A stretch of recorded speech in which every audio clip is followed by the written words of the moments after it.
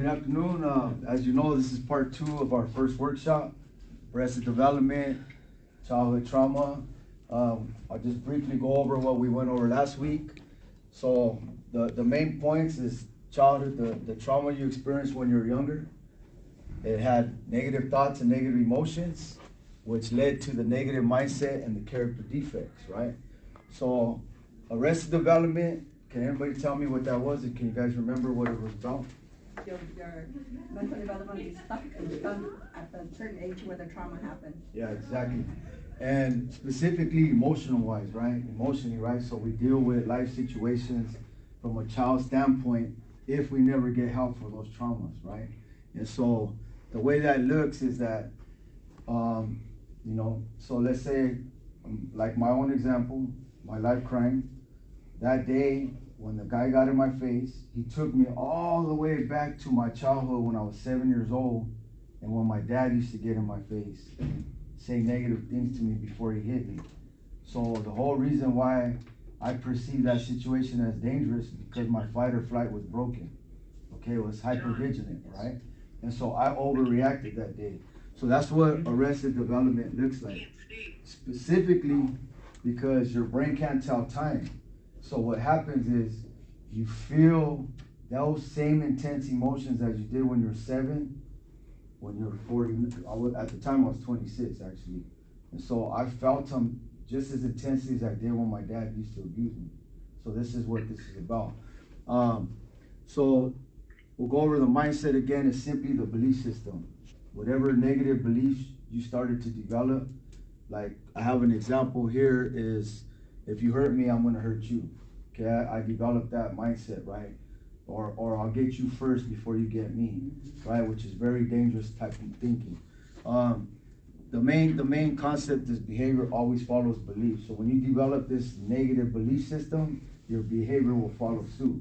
Okay, so before a behavior occurs, a thought must occur. And if you have a negative mindset or a negative way of thinking, then it obviously is going to lead to a negative outcome. So character defects, just everybody knows. Anyone know what a character defect is? Something that's out of character, you know what I mean? Like something's not right. So it's a personality trait. It could be a good one or a bad one. So the word defect. A defect is something that's broken. Yeah. Something that's wrong. Yeah. Defective, right? Yeah. Short for defective. Good explanation. Yeah. So when we're younger, we start to develop these traits, right? Like such as impulsivity, aggressiveness, irritability, you name it, anger, violence, addiction, right? Those are negative character traits or flaws or defects. Example. So here's an example. So defects fuel your mindset, right? So if you have a negative defect such as let's say your anger, right? You're an angry person, right? So if you're an angry person, or let's use resentful, I got it on the board. So if you're resentful, right? And then you have the mindset, if you hurt me, I will hurt you, there will only be negative results that come from that. Okay? This fuels that. And that's why it's dangerous, right? So this is just a brief explanation of what we went over last week, right?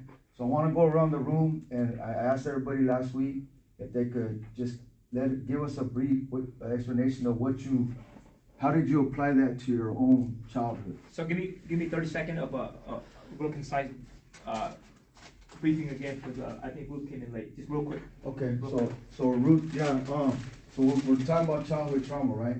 Yeah. And how if you don't get help for those traumas, how it could lead to arrested development. Arrested development, Mike had a good explanation. You want to say it again, Mike, please?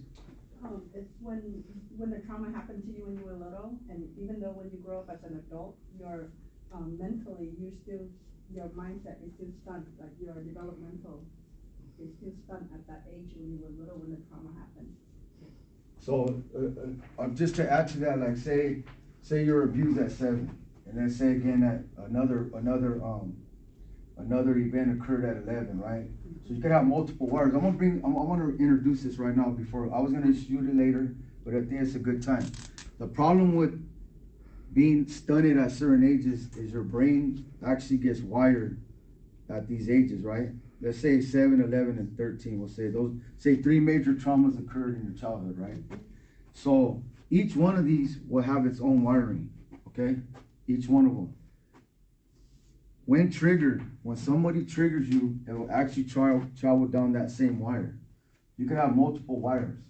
And so, and as time goes on, those wires progress if you never get help, right? So anything that resembles the same trauma at these ages, it will actually strengthen that wiring, right? And it'll make it more you'll be more hypervigilant to any of those things.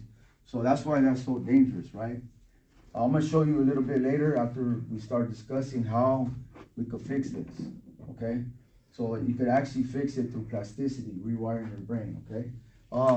So arrested development, as she explained, one of the other elements is you're emotionally stunted, right? So like, if you look in the prison system, most men act like children. That's what they mean by it. They're actually stuck in their childhoods, right?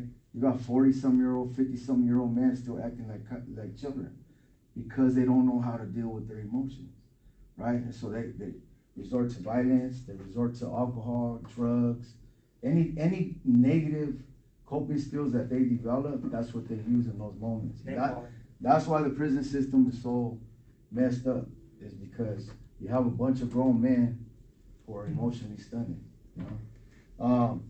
So one of the key concepts real quick for you, Ruth, is behavior always follows belief. That's why it's very dangerous. If you have a warped mindset, here's an example. If you hurt me, I will hurt you. Your behavior will follow that, right? So anytime that you're triggered and you have this mindset and someone's hurting you, the first thing you're gonna do is you're gonna hurt them.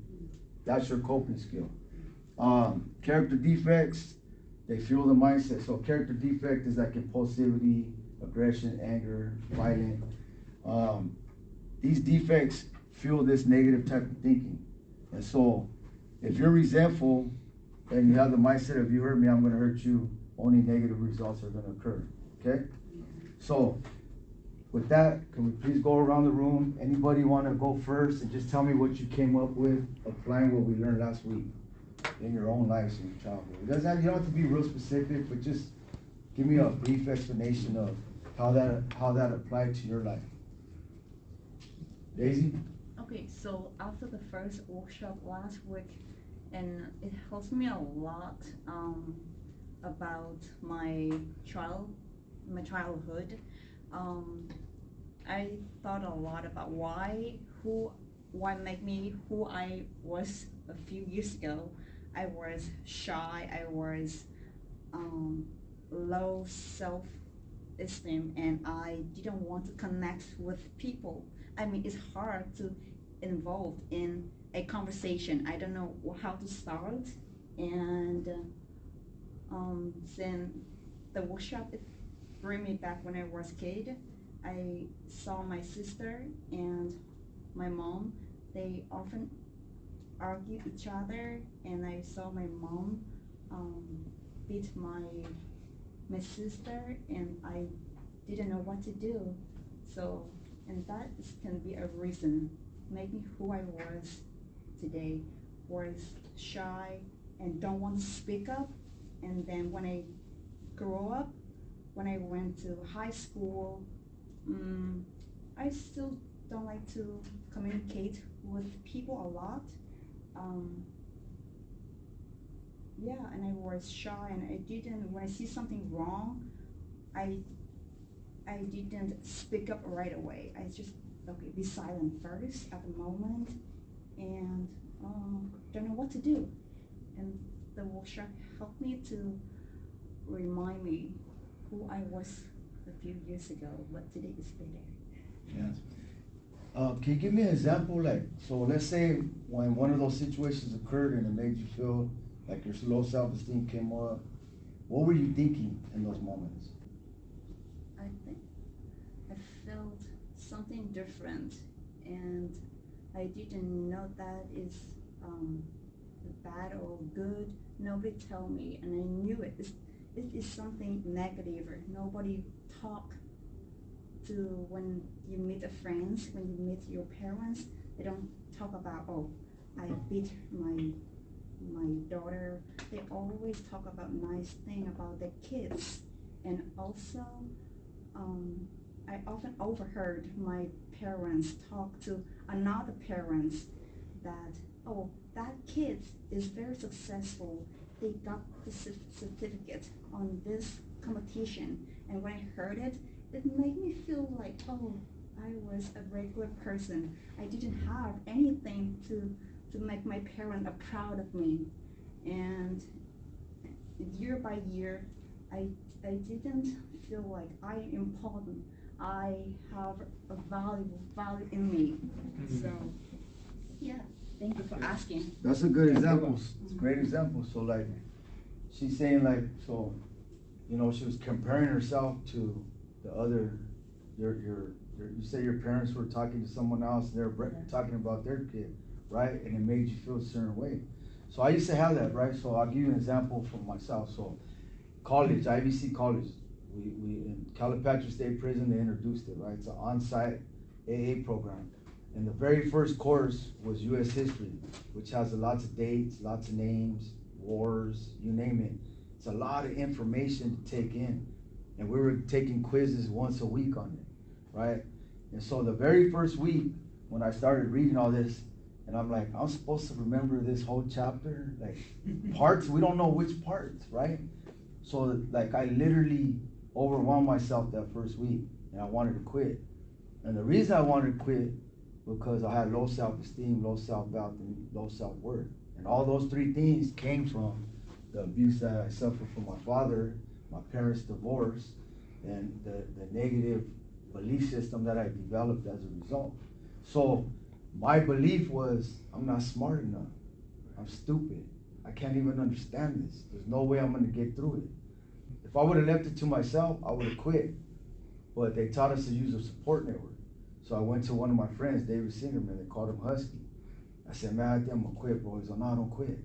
He's like, I'm gonna tell you why. He's like, look, take it one day at a time, one quiz at a time, one exam at a time, 1 month at a time, one exam at a time, one class at a time, one semester at a time, before you know you're gonna graduate. So I took his advice and I worked through it, right? And as I was working through it, I was undoing, whenever like that low self-esteem kicked in, I replaced it with, I can do it, right?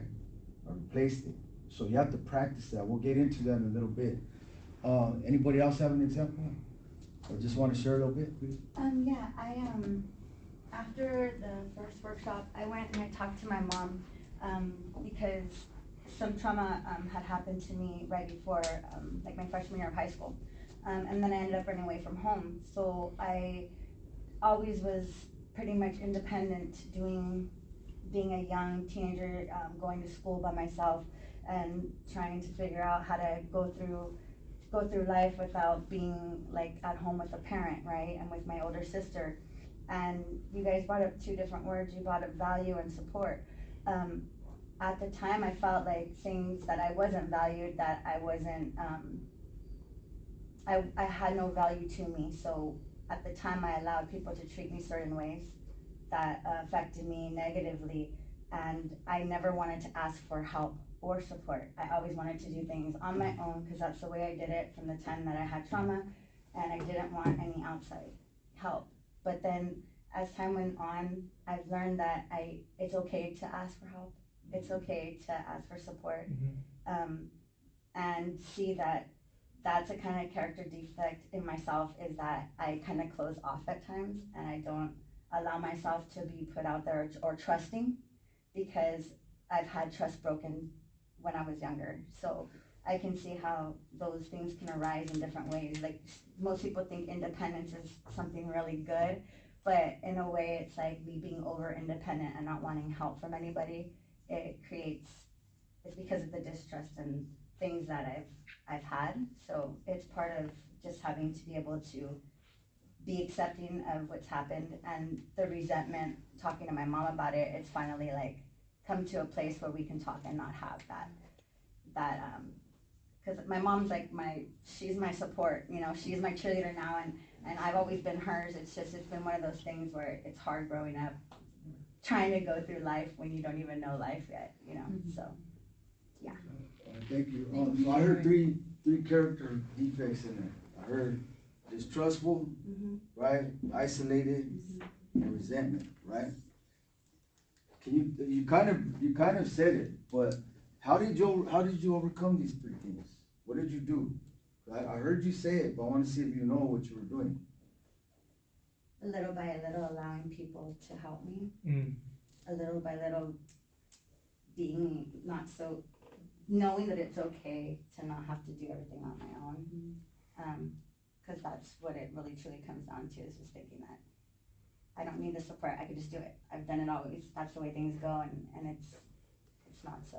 So you're working on the mindset, right? One of the things you said is, I don't need anybody, and then you went to, it's okay to get help, right? Yeah, That's the law of placement. Like you're literally, every time the defect comes up, you're replacing it with something positive. That's how you want to do everything, right? So like, the last part, resentment, you said it was towards your mother? How did you fix that? by What did- talking, what by did communicating with her. With her? Because I feel like if she didn't know why I resented her, and I just carried this with me, how is she able to help fix that? How is she able to help say, I'm sorry, or do whatever she needed to do to realize that I'm resenting her for this reason? So it came with communication, understanding, and openness. I feel like if I didn't have the openness and she didn't have the understanding, then we would get nowhere, and that wouldn't continue. If you had to put it in one word, what would that be? Trust. Trust? Yeah, I had to learn how to trust. Can anyone tell me what you think that one word would be? Hey, That Mike. helped her get over the resentment? Forgiveness. Forgiveness. Yeah, but it's trust. Trust is the So- same thing. You can only He did forgive it. trust. That was- Yeah. So it's the same thing. You explained everything around it, and you're just building up to That was the forgiveness. words, the big words, what? Forgiveness. Trust. Forgiveness, yeah. Forgiveness is huge, right? When it comes to resentment, it's the biggest thing. Yeah. So, when I finally realized all my issues stem from my father, like, I'm not blaming him, I understand it, but when I finally realized where everything stemmed from, I realized I had to forgive him, right? But in order for me to forgive him, I had to forgive myself, right? And the way I forgave myself is through my belief, my spirituality, right? So I believe that Jesus forgave me for my sins, right? That's my belief. And when I knew he forgave me, then I forgave myself. Now I could forgive my dad, right? I didn't even need an apology from him. He'll never apologize to me. He won't even admit that he was wrong. He thinks it's just normal. This is how we did it back then. That was his excuse, right? But the reality of it was, there's a difference between punishment and discipline, right? There's a difference. One's like out of hate and one's out of love. You know, when you discipline, you explain why you're disciplining. When you punish, you just do what I say, not what I just listen to me. It's like there's no explanation. He doesn't have to explain himself. I'm confused. I'm hurt. I'm resenting him. And so one of the biggest things is that they taught us in prison is you need to clean your side of the street first, right? So what I did was I started to see what I was doing wrong. And then once I was able to do that, then it made it easy for me to forgive him because I took responsibility for my role. But what I love about what you said, Tani, was this is huge right here, right? When you forgave her, you probably did it without realizing it. What positivity came out of it? What? A closeness.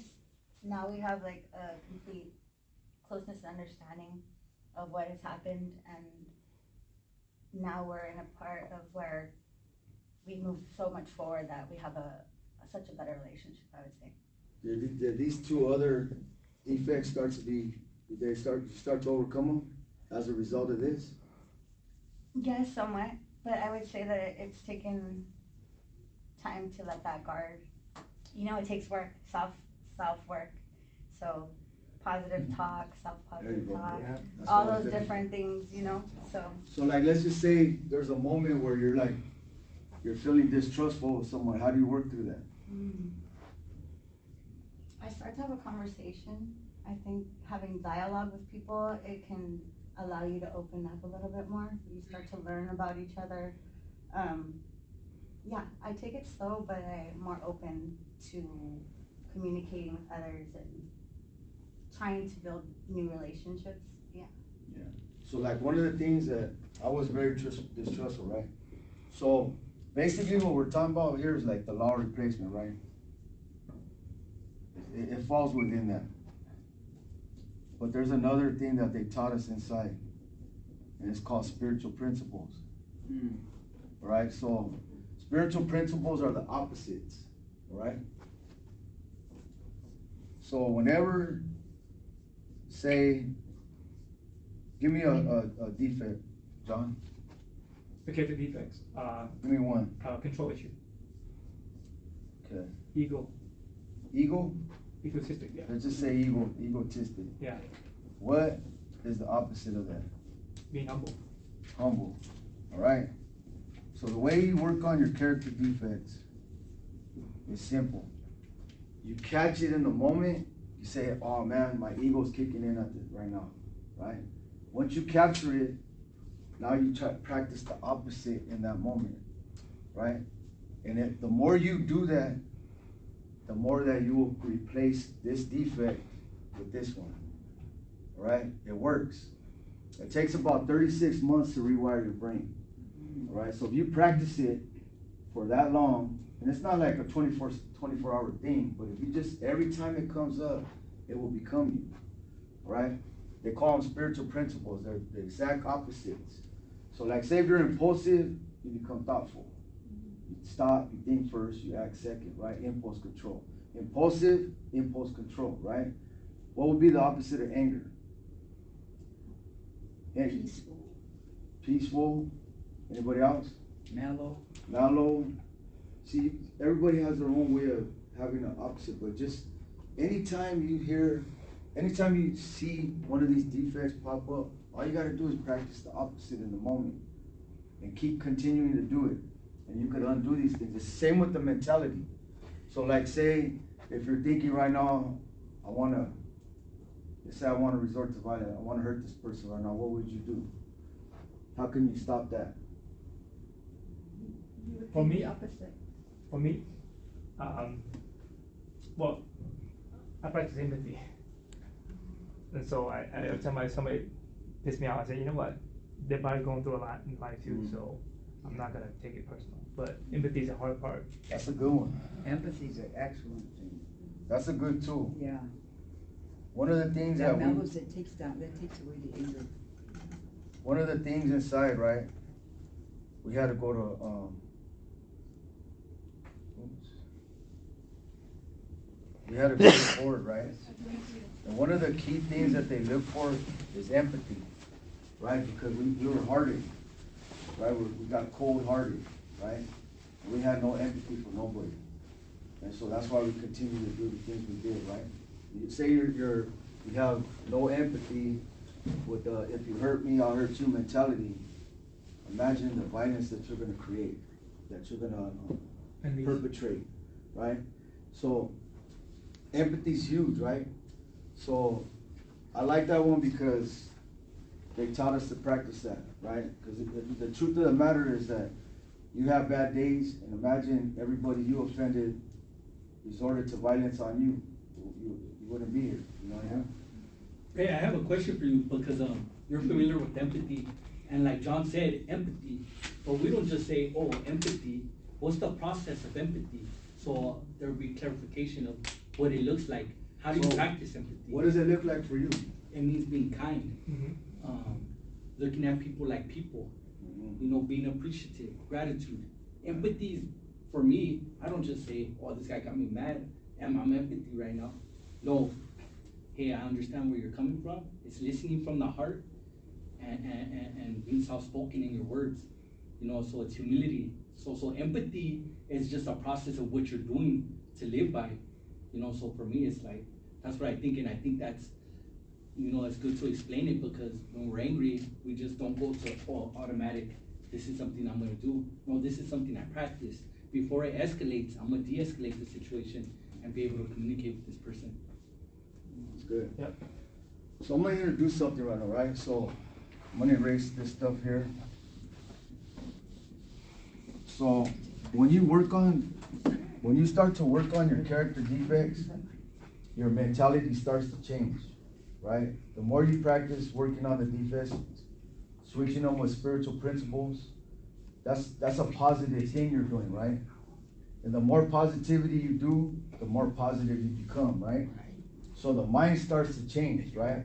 When you start practicing empathy, and you're saying, hey, this person's having a bad day, or you know what, no matter what, I'm not gonna resort to violence, your mindset starts to change, right? And as a result, he starts to think differently. Like in Raymond's example, he begins to think differently of how he approaches life, right? Or how he deals with situations. This is literally rewiring your brain.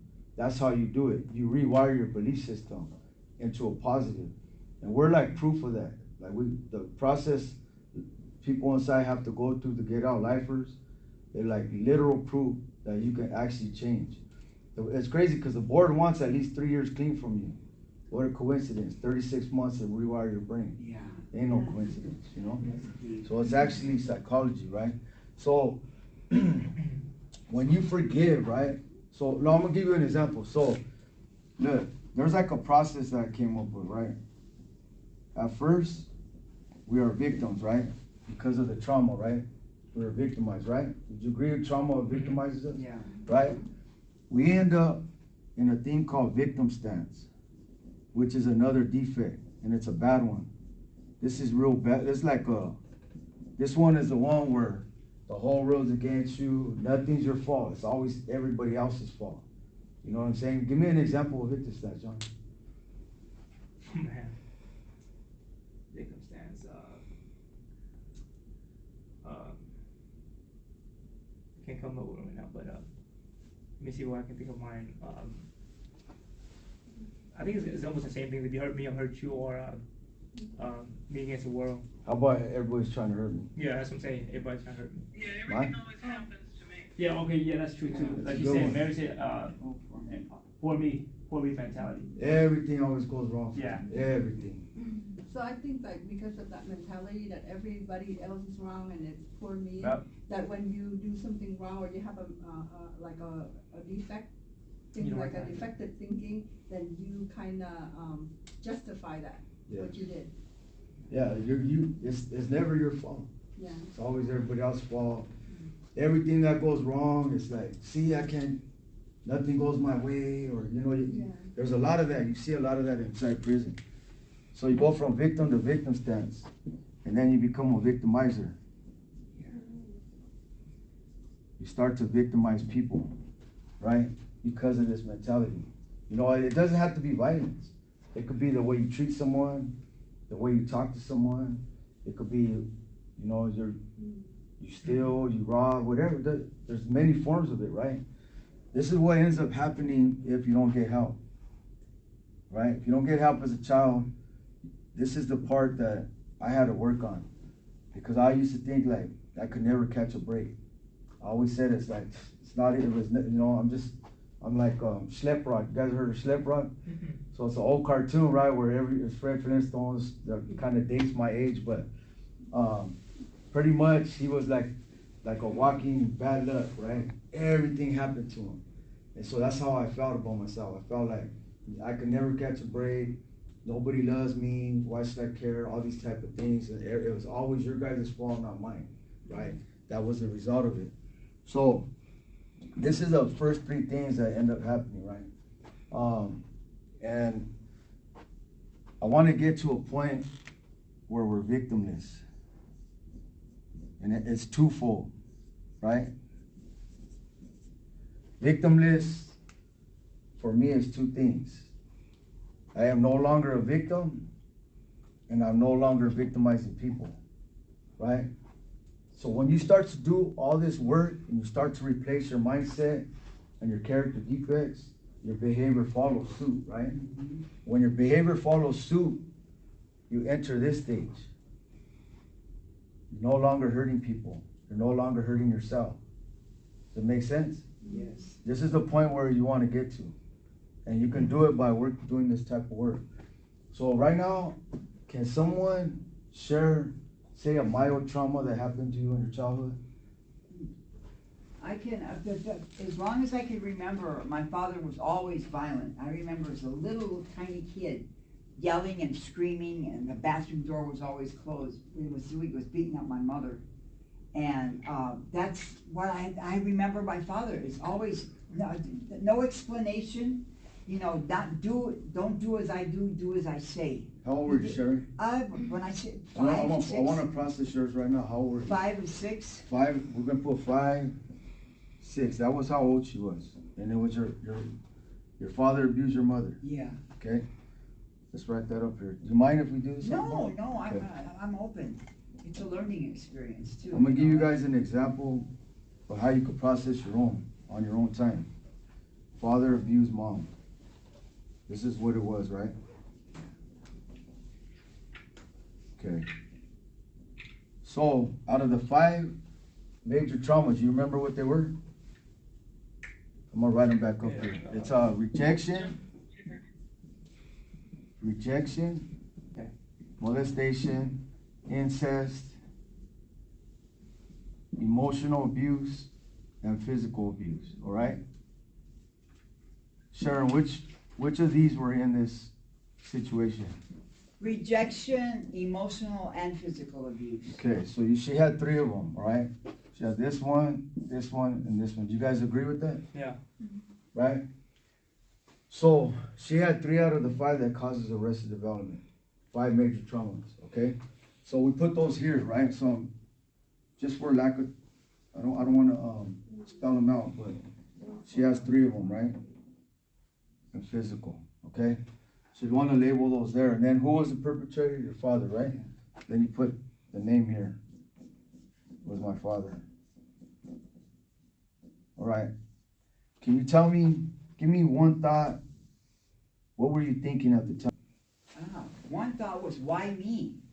Why you, or What did I do wrong? What did I do? Why? he was victimizing your mom, right? Yeah. So can you give me a thought Why pertaining do I to that? have to? Why do I have to watch it? Why am I listening to this? Okay, or we'll just put why, because that encompasses a lot, right? Yeah. Why, right? Like, why is this going on? Why do I have to witness this, right? Right. Okay, give me one more thought. I could imagine that day you had multiple thoughts. Yeah. But we're just gonna process 2 right now for the sake of time. Give me one more thought. Another thought was I was shut down. That's not a thought. no, Yeah. give me a thought, like something like, how come no one's helping her, or something. Yeah. Why is it? What did she do? What did she do wrong? Is this love? Is this what you call love? Okay, we're gonna put that. Is this love? Okay, we got two thoughts, right? There's gonna be way more than that. Oh yeah. But let's talk about emotions now. As a result of the why, what emotions were you feeling? What emotions? Fear. Fear,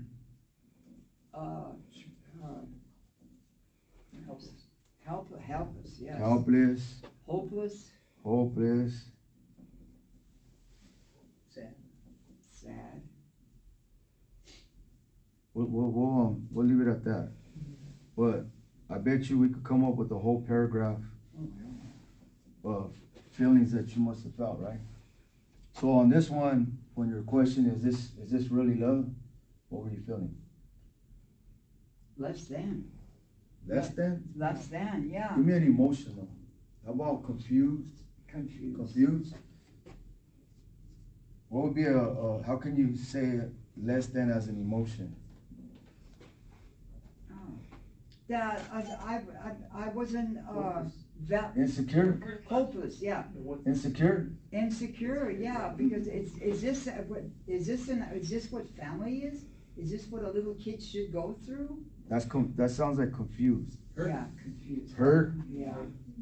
Sad? Sad. I mean, the list could go on and on, right? Thoughts that you have today looking back on it, when you're 5 years old, you're not gonna be saying, is this what a family is? Yeah. You're gonna have very simple emotions at that age. Yeah, she's right, but, so just for, just to get everyone to get an idea, we put that up there. You're right though, Mary. Yeah. So let's just say we would have had a paragraph with emotions here and a paragraph of emotions here. We would have way more thoughts, and we would have had a lot more emotions to those thoughts, right? All this is negative, all of it.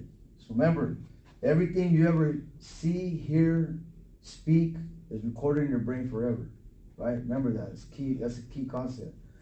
So the more of this you go through, the more negative you become if you don't get help, okay? So now, remember, this plus this equals the mindset, right? The beliefs. Sharon, what do you think, what kind of beliefs do you think you developed as a result of this one I'm one not trauma? worthy of love. I'm not worthy of a family. Okay, I'm not worthy. I'm not worthy, and I'm gonna put, you said two things, right? Yeah. Of love, of a family. Anything else? Give me one more belief. Self-blame. Maybe did I do something wrong that causes, That's here. Yeah. See, that belonged in in the moment. Yeah. Did I do something wrong? I'll put that there. That's a good one. But what was, Yeah, guilt. that's an emotion, that will go here. Okay. Emotion will go, tied to that would be here. Guilt. We're working on mindset and belief right now. Yeah, right now is a mindset. I just threw that, I keep losing this now. so, This is school. give me one more belief. I'm gonna show you something right now. My brain's tired. No one cares. How about nobody loves me? Yeah, nobody, yeah. Nobody loves me, nobody cares. Loveless. Yeah, nobody cares. Growing up in a loveless environment. Nobody loves me. That's Yeah. true. Perception. Okay. Now tell me, we have this up here, right? In what moments does this come up in your life? When you actually thought about it. Think about a time when you thought like this. What happened as a result of that? I don't use drugs. I became an addict. Became an addict. Look. Yeah, because I wanted to mask those feelings, because that's. So that was a coping skill? Yeah, it was a coping skill. So she became an addict. Yeah, That's at a young age. this is one result of this one trauma, right? Okay, one result, right? There was multiple things that happened in your life where it progressed to that. But here's one of the foundation or the root of it, all right? Let's say you're not worthy of love. Tell me how that affected your life, that belief system. No, I have no I didn't feel confident about myself. I didn't feel like I could accomplish anything, which I didn't. Give me an And- example of something that actually happened. If you don't feel love, then how you treat people. It's funny, but I still had empathy. I still cared for people, even though all that bullshit was going on with me. I So- did more abuse to myself. I was But more. okay, there it is. She abused herself. Well, I That's didn't what know I'm what looking for.